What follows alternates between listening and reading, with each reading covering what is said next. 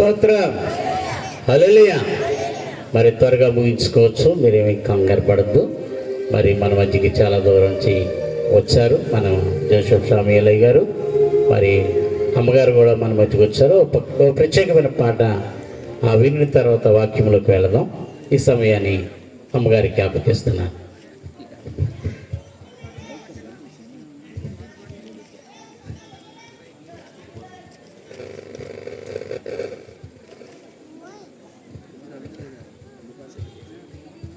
అందరికీ మరణాత మరణాత. మరి మనందరికీ వచ్చిన పాటే నాతో మాట్లాడు ప్రభు అనే కీర్తన పాడుకున్నాము. పాట వచ్చిన వారందరూ నాతో పాటు ఏకీభవించండి. నాతో మాట్లాడు ప్రభువా, నీవే మాట్లాడు మయ్యా. నాతో మాట్లాడు ప్రభువా, నీవే మాట్లాడు మయ్యా. నీవు పలికితే నాకు మేలయ్యా, నీవు పలికితే నాకు మేలయ్యా. నీ రక్షణే నాకు భాగ్యము, నీ రక్షణే నాకు భాగ్యము. నాతో మాట్లాడు ప్రభువా, నీవే మాట్లాడు అయ్యా.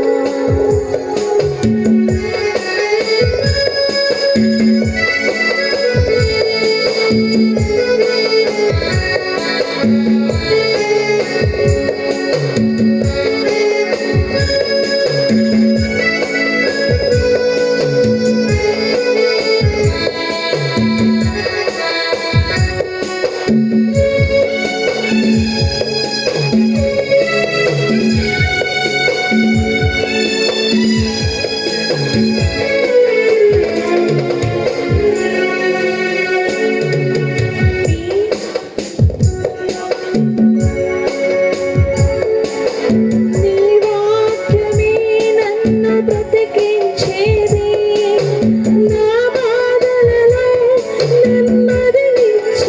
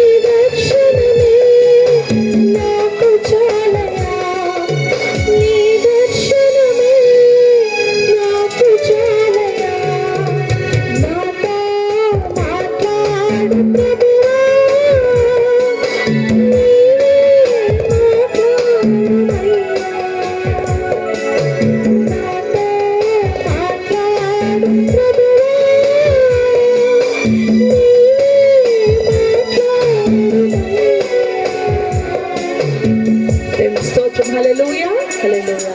మరణాత. మరణాత. అలాగే మరి ప్రతి సోమవారం వేల మంది రోగులు వస్తూ ఉంటారు తుల్లో. అమ్మగారు మరి చక్కగా ధ్యానం జరిగిస్తుంటారు.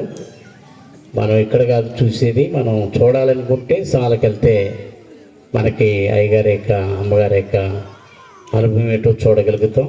మరి సమయాన్ని బాబయ్య గారికి అప్పగిస్తున్నాం. అందరూ కూడా సంతోషంగా చప్పట్లు కొడదాం.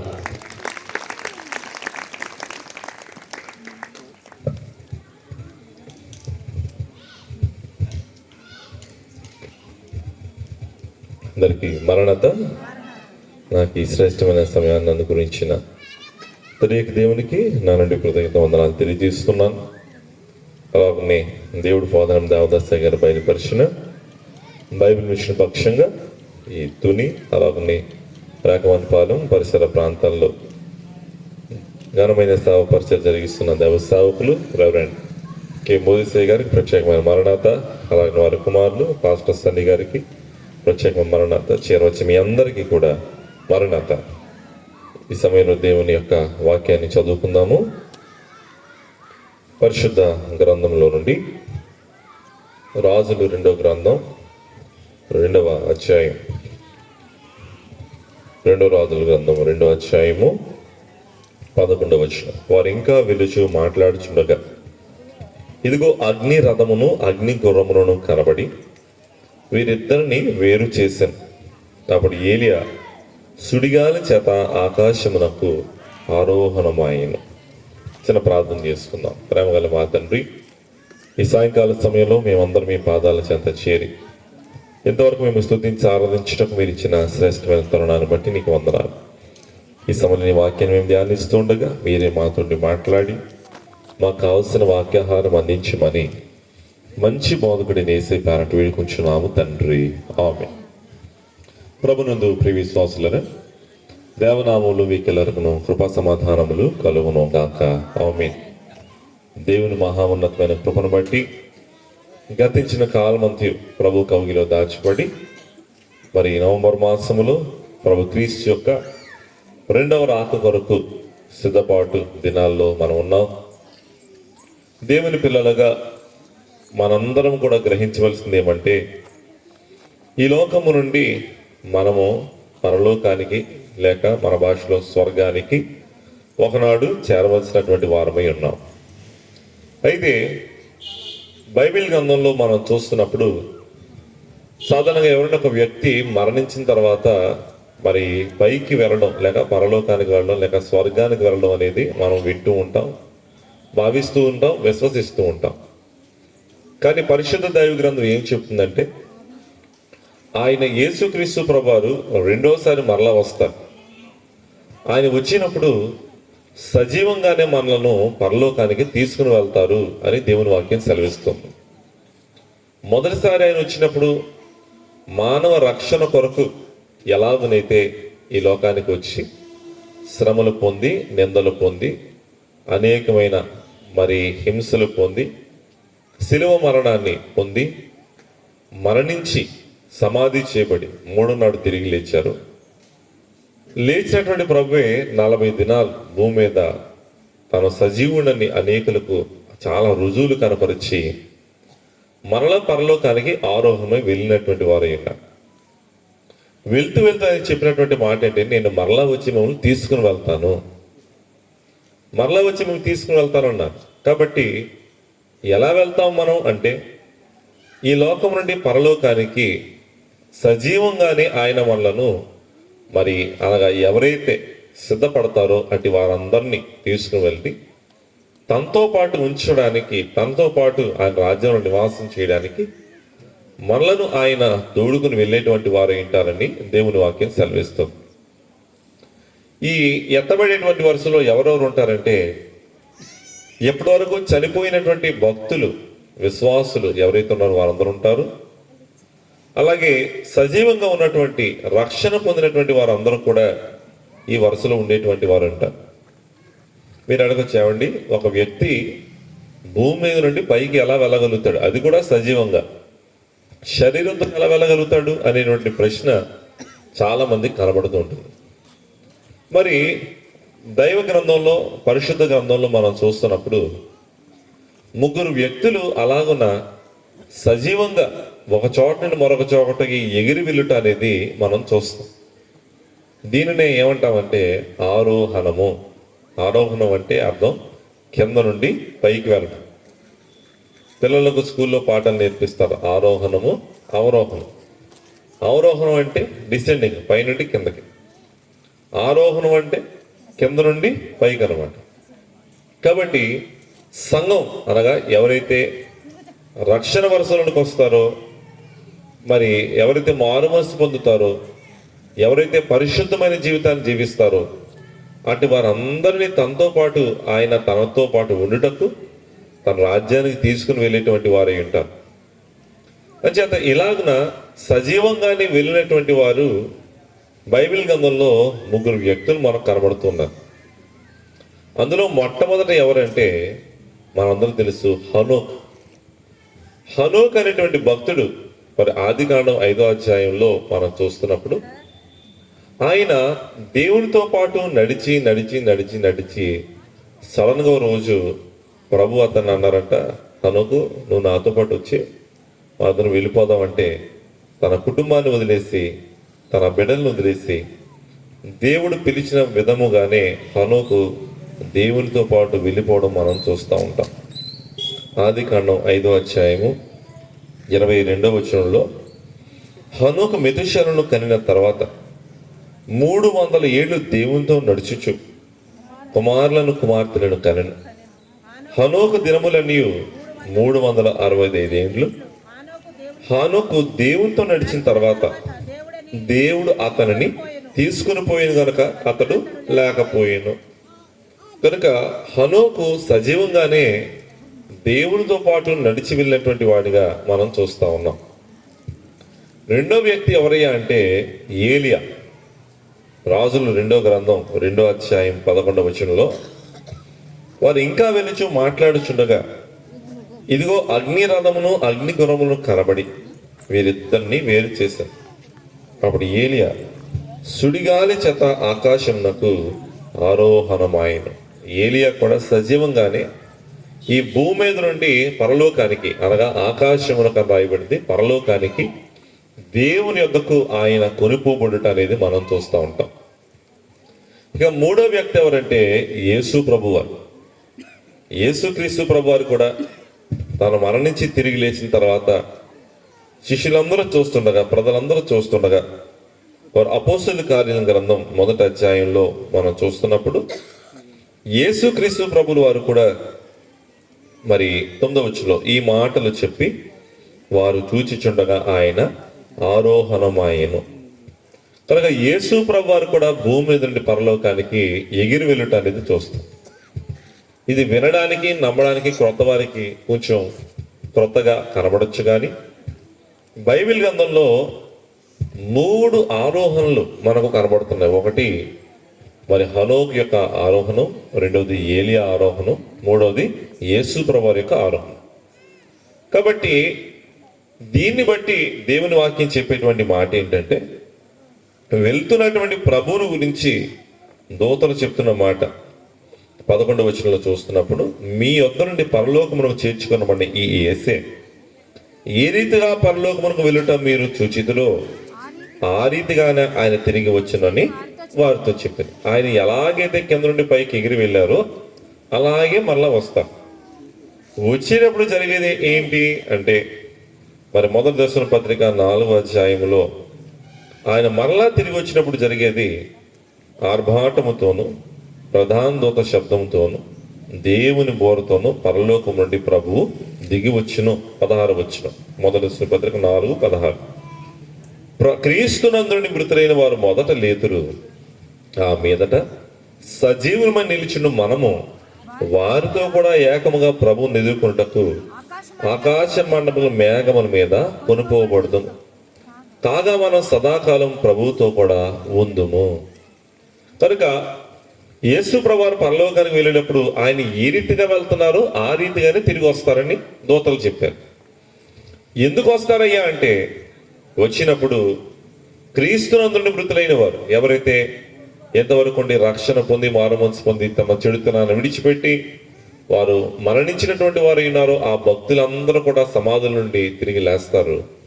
ఆ తర్వాత వారితో పాటు సజీవులమైన మనం, ఇప్పుడు బ్రతుకున్నటువంటి మనందరం, ఇప్పుడే యేసు ప్రభు రాకడ వచ్చేస్తే, ఈ రాత్రే ప్రభు రాకడ జరిగితే, మనలో సిద్ధపడినటువంటి వారు, ప్రభు రాకొరకు ఎదురు చూస్తున్నటువంటి వారు, వారందరూ సజీవంగానే పరలోకానికి మరి ఎగిరి వెళ్ళేటువంటి ఆ అనుభవం మనము కలిగి ఉంటామని దేవుని వాక్యం సెలవిస్తుంది.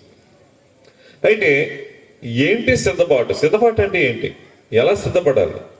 భూమి మీదటి పైకి వెళ్ళడం అంటే అది మామూలు విషయం కాదు. అది వినడానికి, నమ్మడానికి మానవ పనులు ఆలోచిస్తే చాలా చాలా మరి కొత్తగా కనబడుతుంటుంది. కానీ విశ్వాసంతో మనం చూస్తున్నప్పుడు ఇలాంటిది ఎప్పుడైనా జరిగిందా అంటే 3 సార్లు జరిగింది. కాబట్టి అదే విశ్వాసాన్ని బట్టి పిల్లల సామాన్య మానవుడైన హనోకు ఎగిరి వెళ్ళినట్లుగా, సామాన్య మానవుడైనటువంటి మరి ఏలియా ఎగిరి వెళ్ళినట్లుగా, అలాగే ఈ లోకములకు వచ్చినటువంటి యేసుక్రీస్తు ప్రభువ ఒక సామాన్య మానవుడిగా జీవించి తాను మరణించి తిరిగి లేచిన తర్వాత ఆయన పరలోకానికి ఎగిరి వెళ్ళినట్లుగా ఈ రాత్రి ప్రభు రాక కొరకు ఎదురు చూస్తూ సిద్ధపడగలిగితే నీవు నేను మనందరం కూడా ఆ ఎగిరి వెళ్ళి వరుసలో చేరగలుగుతాం. ఏంటి సిద్ధపాటు పిల్లరా? మరి మనకున్న సమయాన్ని బట్టి క్లుప్తంగా దేవుని వాక్యాన్ని మనం ధ్యానం చేసుకుందాం. నిజానికి మరి పాస్టర్ గారు మమ్మల్ని ఆహ్వానించినప్పుడు, అయ్యా మరి 9 గంటలకల్లా కార్యక్రమం ముగించేస్తాం కాబట్టి మీరు త్వరగా రండి అని చెప్పారు. కానీ మార్గంలో మాకు ఎదురైనటువంటి కొన్ని ఆటంకాలను బట్టి త్వరగానే బయలుదేరాం. అయినప్పటికీ 2:30 గంటలు మా ప్రయాణానికే సరిపోయింది. అందును బట్టి ముగింపు చేస్తానన్న సమయానికి వచ్చామన్నమాట. అంచేత మరి ఆల్రెడీ ముగింపు సమయం అయిపోయింది. అయినప్పటికీ మరి మీ యొక్క ఆసక్తిని బట్టి కొద్ది నిమిషాలు దేవుని వాక్యాన్ని మీకు అందించాలని నేను ఆశపడుతూ ఉన్నాను. పిల్లరా, మరొక పావు గంటలో ఈ యొక్క సందేశాన్ని నేను ముగిస్తాను. కాబట్టి దేవుని వాక్యంలో మనం చూస్తున్నప్పుడు సిద్ధపాటు అంటే ఏంటి, ఎలా మనం సిద్ధపడాలి? ఏలియా ఎలాగున సిద్ధపడి పరలోకానికి ఆరోహణమై వెళ్ళారు. అలాగే మనం ఎలాగున సిద్ధపడితే ఎలా మనం ఆరోహణం కాగలుగుతాం? ఈ విషయాలు ఏలియా ఆరోహణం నుండి 5 విషయాలు ఈరోజు మనం ధ్యానం చేసుకుందాం. రాజులు 2వ గ్రంథం 2వ అధ్యాయం. మీరందరూ కూడా మీ బైబిల్ గ్రంథాలు తెరిచి మరి నాతో పాటు చూడాలని కోరుతూ ఉన్నాం.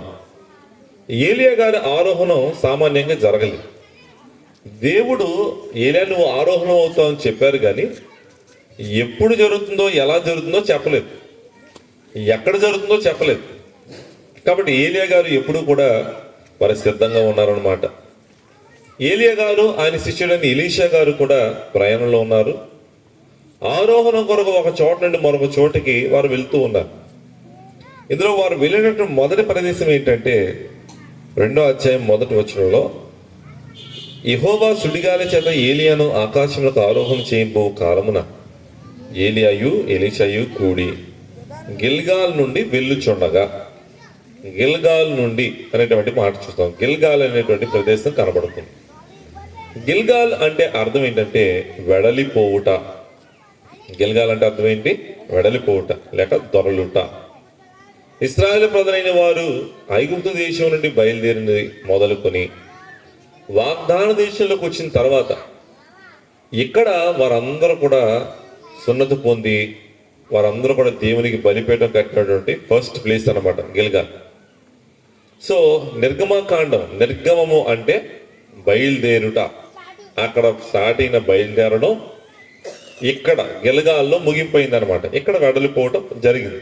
కాబట్టి వారి ప్రయాణం 40 సంవత్సరాల తర్వాత వారి ఐగుప్తులో మొదలైనటువంటి వారి బయలుదేరుట గిల్గాలుకు వచ్చేసరికి పూర్తయిపోయింది. కాబట్టి ఈ గిల్గాలు అనగా అర్థం ఏంటంటే వెడలిపోవుట. వీరిద్దరూ కూడా గిల్గాలుకు వచ్చారు. ఇక్కడే ఆరోహణం జరుగుతుంది అని వారు అనుకున్నారు.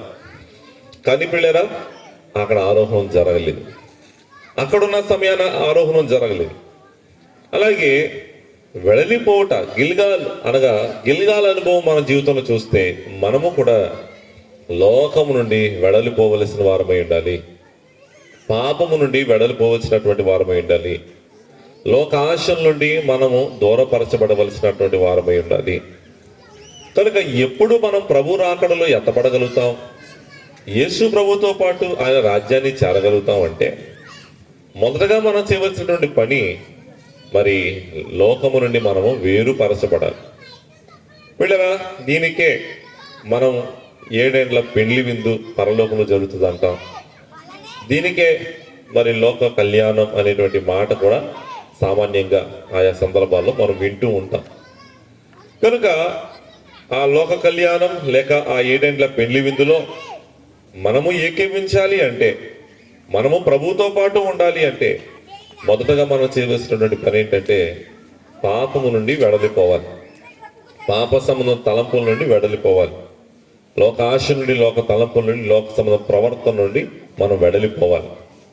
ఎప్పుడైతే అలా మనం ఉండగలుగుతామో అప్పుడే మరి ప్రభు యొక్క రాక కొరకు మనము సిద్ధపడగలుగుతూ ఉంటాం. కాబట్టి వెడలిపోవుట లేక తొలగిపోవుట గిల్గాలంటే అర్థం. అంచేత వీళ్ళు అనుకున్నారు గిల్గాల్లో ఆరంభం జరిగిపోద్ది అనుకున్నారంట. అలాగే పిల్లలు చాలా మంది యేసు ప్రభు రాకడ ఇప్పుడు వచ్చేస్తుంది అప్పుడు వస్తుంది చెప్పినటువంటి వాళ్ళు చాలా మంది ఉన్నారు. ఇంచుమించు 1000 మంది పైగా ఉన్నారు చెప్పినటువంటి డేట్ టైంతో సహా. ఇక్కడ ఈ టైంలో రాకడ జరిగిపోద్దని చెప్పి ప్రవచనాలు చెప్పినటువంటి కూడా చాలా మంది ఉన్నారు. కానీ వారు అనుకున్నట్లుగా జరగలేదు, ఇప్పటికీ జరగలేదు. ఎందుకంటే అది ఎప్పుడు జరుగుతుందో దేవునికే తెలుసు. మనం చేయవలసిన పనుల్లో ఏంటంటే ఆయన వచ్చే వరకు సిద్ధంగా ఉండడం. ఈ సిద్ధపాటులో భాగంగా మొదట చేయవలసింది తొలగిపోట లేక వెడలిపోట. గిల్గాల్ అంటే అర్థం తొలగిపోట లేక వెడలిపోట. కనుక మనం ఎప్పుడైతే లోకం నుండి తొలగిపోతామో అప్పుడు ఈ లోకం నుండి ప్రత్యేకింపబడి క్రీస్తు రాకడలో మనము ఎత్తబడగలుగుతాము అని మనం గుర్తుపెట్టుకోవాలి. కాబట్టి లోకం నుండి తొలగిపోగానే రెండో రాకడ వచ్చేస్తుందా, వెంటనే మనం పరలోకానికి వెళ్ళిపోతామా అంటే కాదు. కాబట్టి 5 మాటలు చెప్తాను, 5 మాటలు గుర్తుపెట్టుకోండి. మొదటి ప్రదేశం ఏంటి చెప్పండి? గిల్గాలు. ఏంటి చెప్పండి అమ్మా? గిల్గాల్ అంటే అర్థం తొలగిపోవుట లేక వెడలిపోవుట. మరి ఈ గిల్గాల్ నుండి వారు ఎక్కడికి వెళ్ళారంటే 2వ వచనం, ఏలియా యెహోవా నన్ను బేతేలుకు పొమ్మని సెలవిచ్చి ఉన్నాడు. 2ది ఎక్కడికి వెళ్ళారు? బేతేల్ అంటే అర్థం ఏంటంటే దేవుని మందిరము. బేతేల్ అంటే అర్థం ఏంటమ్మా? దేవుని మందిరం. కాబట్టి లోకము నుండి తొలగిపోయినటువంటి మనం ఎక్కడికి వెళ్ళాలి? బేతేలుకి వెళ్ళాలి, అనగా దేవుని మందిరానికి వెళ్ళాలి. గిల్గాల్ నుండి వేరైపోతే సరిపోదు, కానీ ఎక్కడికి వెళ్ళాలమ్మా? దేవుని మందిరానికి వెళ్ళాలి. కాబట్టి చాలా మంది తప్పు చేయరు, పాపం చేయరు, చెడ్డ పనులు చేయరు, మంచిగా బ్రతుకుతారు. కానీ దైవ సంబంధమైనటువంటి జ్ఞానం లేక దైవ సంబంధమైన జీవితం, ఆత్మీయ జీవితం వారికి ఉండదు. దేవుని నమ్మనటువంటి వారు కూడా చాలా మంది ఉంటారు. దేవుడు లేడు అనేటువంటి వారు కూడా చాలా మంది ఉంటారు. వాళ్ళు ఏ తప్పు చేయరు, ఏ పాపం చేయరు. అయితే నేను ఏ పాపం చేయడం లేదు కదా, ఏ తప్పు చేయడం లేదు కదా అని అనుకోకూడదు. కానీ వీళ్ళరా ఒక చెడ్డ పని చేయడం మానేయడం మంచి విషయమే, కానీ మంచి పనులు కూడా మనం చేయాలి. చెడు మానేస్తే కుదరదు. ఏం చేయాలి? మంచి చేయాలి. అలాగే దేవుని పిల్లలమైనటువంటి మనం కూడా లోకము నుండి వేరైపోతే సరిపోదు, కానీ ఎక్కడికి వెళ్ళాలమ్మా? బేతేలుకి వెళ్ళాలి, అనగా దేవుని మందిరానికి మనం వెళ్ళాలి. దేవుని మందిరానికి మనం వెళ్తే దైవ సన్నిధి భాగ్యాన్ని మనం కలిగి ఉంటే పిల్లరా దేవుని సన్నిధిలో వాక్యాన్ని వింటాం, ప్రార్థన చేస్తాం, తోటి సహవాసులు విశ్వాసుల యొక్క అనుభవాలు మనం పంచుకుంటాం, వారి కష్టాల్లో మనం పాలు పంపులు పొందుకుంటాం. ఇలా ఉన్న అనేకమైనటువంటి విషయాలు సంఘంలో మనం నేర్చుకోగలుగుతాం. అందుచేత మొదట గిల్గాల్ అనగా లోకం నుండి తొలగిపోవాలి. 2వది బేతేల్ అనగా దేవుని మందిరానికి వెళ్ళాలి. మనం ప్రభు రాకడకి ఎత్తబడాలంటే, సిద్ధపడాలంటే బేతేలుకి వెళ్ళాలి, అనగా దేవుని మందిరానికి వెళ్ళాలి. దేవుని మందిరానికి వెళ్ళిపోయిన వారందరూ పరలోకానికి వెళ్ళిపోతారా? దేవుని సన్నిధికి వెళ్ళే వారందరూ కూడా పరలోకంలో ఎత్తబడిపోతారా అంటే కాదు. పిల్లరా అక్కడే 3వ దశ మనకు కనబడుతుంది. 3వదిగా మనం చూస్తున్నప్పుడు 4వ వచనం చూడండి. పిమ్మట ఎలీషా యెహోవా నన్ను ఎరుకోక పొమ్మని సెలవిచ్చున్నాడు, కనుక నీవు దయచేసి ఎక్కడ ఉండము ఎలీషాతో అని. 3వ ప్రదేశం ఏంటి చెప్పండి? ఎరుకో. మూడో ప్రదేశం ఎరుకో. మొదటి ప్రదేశం ఏంటమ్మా? గిల్గాల్. రెండవది బేతేల్. మూడవది ఎరుకో. ఎరుకో అంటే ఇది ఒక శపితమైనటువంటి ప్రాంతం. ఈ శపితమైనటువంటి ప్రాంతం నుండి మనం మరి శాపగ్రస్తమైనది ఏది మనలో ఉండకుండా చూసుకోవాలి. అలాగే ఈ శపితమైనటువంటి ప్రాంతంలో దేవుడు ఆ పట్టణం వారికి అప్పగించడం వారు ఏం చేశారంటే, వారు యుద్ధం చేయలేదు, కానీ ఎరుకో పెద్ద పెద్ద గోడలు, ఆ గోడలు ఆ పట్టణం చుట్టూ ఉంటే ఇశ్రాయేలు ప్రజలు ఏం చేశారంటే దేవుని స్తుతించారు. 7 దినాలు సైలెంట్గా తిరిగారు. 6 రోజులు. 7వ రోజు బోర్లతో గట్టిగా ప్రభుని స్తుతిస్తూ వారు తిరిగారు. కాబట్టి ఎప్పుడైతే వారు స్తుతి చేశారో, ఈ స్తుతి ఆర్భాట ధ్వని వారు చేశారు, చేయగానే ఆ గోడలన్నీ కూలిపోయి. అలాగే దైవ మందిరానికి వచ్చినటువంటి మనం ఏం చేయాలంటే దేవుణ్ణి స్తుతించడం నేర్చుకోవాలి. జయము రాక పూర్వమే జయము కలిగిందని ప్రభును మనము స్తుతించాం. నెరవేర్పు కలగక ముందే నెరవేర్పు కలిగిందని ప్రభును మనము స్తుతించాం. కాబట్టి ప్రభు రాకడలో మనం ఇంకా ఎత్తబడలేదు, కానీ ఆయన మనం తీసుకువెళ్తాను వాగ్దానము చేశారు కనుక ఆ సిద్ధబాటును బట్టి ప్రభును మనము స్తుతించేటువంటి వారంగా ఉండాలి. కనుక అదిగో యేసు ప్రభు రాకడ సమీపంగా ఉంది అనేటువంటి ఒక విజయధ్వని సంఘం చేయాలి. మరి ఈరోజు ఈ రాత్రి ఇక్కడ ఈ సభలు పెట్టడం గల కారణం ఏంటంటే, ప్రభు రాకడ సమీపంగా ఉంది, మీరందరూ సిద్ధపడండి అని చెప్పడానికి భారమైన, కష్టమైన, ప్రయాసైన దైవదాసులు ఈ సభను ఇలాగ ఏర్పాటు చేస్తూ ఉన్నారు. కనుక పిల్లరా, సంఘమైనటువంటి మనందరం కూడా అదిగో ప్రభు రాకడ సమీపంగా ఉంది, మరణాత అంటూ ప్రభు వస్తున్నాడనేటువంటి నిదాన దాన్ని మనం కలిగి అనేకులకు ఆ రాక గురించి ప్రకటించేటువంటి వారంగా మనం ఉంటాం. ఇది మూడవది. కనుక మొదట గిల్గాలు, రెండవది బేతేలు, మూడవది ఎరుకో. ఎరుకోలో ఆరోహణ జరిగిందా? ప్రభు వచ్చేస్తున్నారు చెప్పినంత మాత్రాన ప్రభు వచ్చేసారా? ఎప్పటి నుంచి చెప్పబడుతుంది ఈ మాట? 2024 సంవత్సరాలు చెప్తున్నారు. ఏమని? అదిగో ప్రభు రాకడ, అదిగో ప్రభు రాకడ, వచ్చేస్తుంది, కానీ ఇంకా రాలేదు. మరి ఏంటి, ఎందుకు రాలేదు అన్నట్లయితే, ప్రభువుని గురించిన ప్రకటన చేసినంత మాత్రాన, మరి మరణాత అంటూ ఈ మాట కలిగి ఉన్నంత మాత్రాన ప్రభు రాకడ జరగదు. కానీ 4వ స్థితి ఉంది. అదేంటంటే, తర్వాత మనం చూస్తున్నప్పుడు 6వ వచనం, అంతటి ఏలియా యెహోవా నన్ను యోర్దానుకు పొమ్మని సెలవిచ్చి ఉన్నాడు కనుక నీవు దయచేసి ఇక్కడ ఉండమని ఎలీషాతో అని. 4వ ప్రదేశం ఏంటి చెప్పండి అమ్మా? యోర్దాను. పిల్లరా, ఈ నది దగ్గరికి వారు వచ్చారు. ఇది పాలస్తీనా దేశంలో చాలా ప్రాముఖ్యమైనటువంటి నది. అయితే ఈ నది అనేది వారికి ఒక ఆటంకంగా ఉంది. ఎందుకంటే యోర్దాను నది చంచలమైన స్థితి, ఆటంకంగా ఉంది. నది దాటాలి, దాటి అవతలకు వెళ్ళాలి. అయితే రాకడకు సిద్ధపడేటువంటి వారికి కూడా చాలా ఆటంకాలు వస్తాయి. మనం చెప్పుకున్నాం కదా, మొదటి ప్రదేశం ఏంటమ్మా? గిల్గాల్, అంటే లోకం నుండి తొలగిపోవాలి. రెండో ప్రదేశం ఏంటి? బేతేల్, అనగా దేవుని మందిరానికి రావాలి. మూడో ప్రదేశం ఏంటి? ఎరుకో, జయధ్వని చేయాలి, ప్రభు వస్తున్నారు అని ప్రకటించాలి. ఇన్ని చేసిన తర్వాత ఇంకా ప్రభు రాకడాకపోతే చాలా మందికి తమ విశ్వాసం చెడిపోతుంది, పాడైపోతుంది. ఏంటి ఇంకా రాలేదు, ఎప్పుడు వస్తారు, ఏంటి అసలు వస్తారా అనేటువంటి సంశయం వస్తుంది. మరో ప్రక్క కష్టాలు, శ్రమలు, వ్యాధులు, బాధలు ఇవన్నీ గొప్ప ఆటంకాలుగా మారిపోయి మన విశ్వాసాన్ని బలహీనపరుస్తాయి. కాబట్టి మనం ప్రభు రాకడలో ఎత్తబడాలి అంటే ఆటంకాలను దాటుకోవాలి. దైవజనులు దేవదాస గారు రాస్తూ ఉంటారు, నిన్ను ఓడించిన నికల పాపములను నీవే ఓడిందువు తెలుసునా, అన్ని ఆటంకములను అవలేలగా దాటి ఆవరుగు చేరుదువు తెలుసునా, అడ్డురాడెవరో తెలుసునా, హాయిగా ఉందువు తెలుసునా. కనుక ఆటంకాలన్నింటినీ మనము దాటేటువంటి వారంగా ఉండాలి. అవిశ్వాసము, అధైర్యము, అనిశ్చయత, పిరికితనము, తొందరపాటుతనము, ఏంటి ఇంకా ప్రభు రాలేదు అనేటువంటి చింత, ఈ కష్టాలేంటి, బాధలేంటి, దిగులేంటి అనేటువంటి ఆవేదన, ఇవన్నీ మనం దాటి వెళ్ళాలి. కనుక పిల్లరా, ఇరుకో దేని చూపిస్తా ఉందంటే ఆటంకాలను చూపిస్తుంది. కాబట్టి మనం కూడా ఏం దాటాలమ్మా? ఆటంకాలు దాటాలి. బుద్ధిగల కన్యకలు, బుద్ధి లేని కన్యకలు మనం అందరికి తెలుసు. బుద్ధిగల వారికి ఎన్ని ఆటంకాలను వారు దాటుకుని వెళ్ళిపోయారు. బుద్ధి లేని వారికి ఉన్న ఆటంకం ఏంటి? నూనె అయిపోయింది, తైలం అయిపోయింది, అదే వారికి ఉన్న ఆటంకం. అలాగే ప్రభు రాకడ ఆలస్యమైనందుకు చాలా మంది విశ్వాసం సరిపోదు, భక్తి సరిపోదు, సిద్ధపాటు సరిపోదు. అందుని బట్టి మరి వారు ప్రభు రాకడలో కలుసుకోలేరు అనమాట. కాబట్టి మనం ప్రభు రాకడలో ఎత్తబడాలంటే ఆటంకాలను దాటేటువంటి వారంగా ఉండాలి. అప్పుడు 4వది యోర్దాను.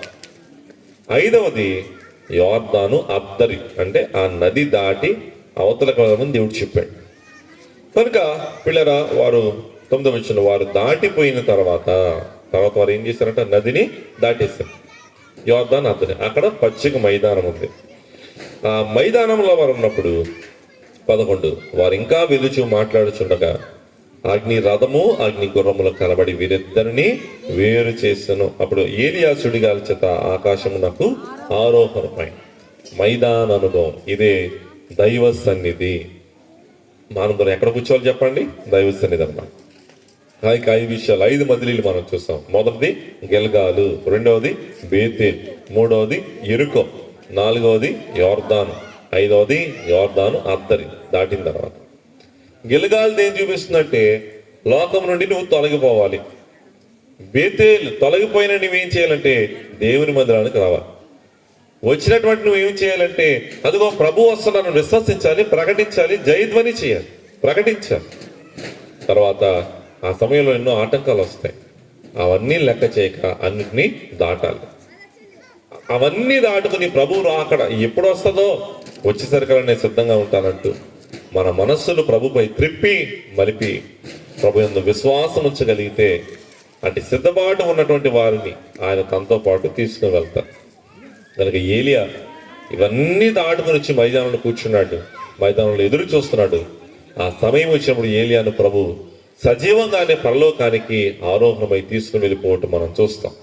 అదే రీతిగా ఈ రాత్రి మాటలు విన్న మనం లోకము నుండి వేరే దేవుని సన్నిధికి వచ్చి దేవుని స్తుతిస్తూ మనకున్న ఆటంకాలు తొలగించుకుని యేసు ప్రభు వస్తున్నారు, నేను ఆయనతో పాటు ఎగిరి వెళ్ళిపోతాను అనేటువంటి విశ్వాసాన్ని మనం కలిగి ప్రకటించి సిద్ధపడగలిగినప్పుడు ఆయన రాగా ఆయనతో పాటు ఏలియా వలె మనమును పరలోకానికి ఆరోగ్యమై వెళ్ళేటువంటి వారంగా ఉంటాం. అటు ధన్యత దీవెన ఈ రాత్రి ఏకీవించిన మనకల్లరికను ప్రభు క్రీస్తు ప్రసాదించును గాక. ఆమేన్. చిన్న ప్రార్థన చేసుకుందాం. ప్రేమగల మా తండ్రి, నీకు వందనాలు. ఉన్న ఈ మాటలు మా మనసులో మొదలు వేసి వాక్యాంతరాన్ని జీవించగల అంతస్తు మాకు దయచేయమని. ఏలియా ఎలాగున ఆరోహణమయ్యారు, మేము కూడా ప్రభు అలాగనే ఆరోహణమై నీ రాజ్యంలో చేరి మీతో పాటు ఉండగల గొప్ప ధన్యత భాగ్యం మాకు దయచేయమని మా కొరకు త్వరగా మేఘాశీనుడే వచ్చి ఉన్న యేసే పేరట వేడుకుంటున్నాము తండ్రి. ఆమేన్. అందరికీ మరణాత. మన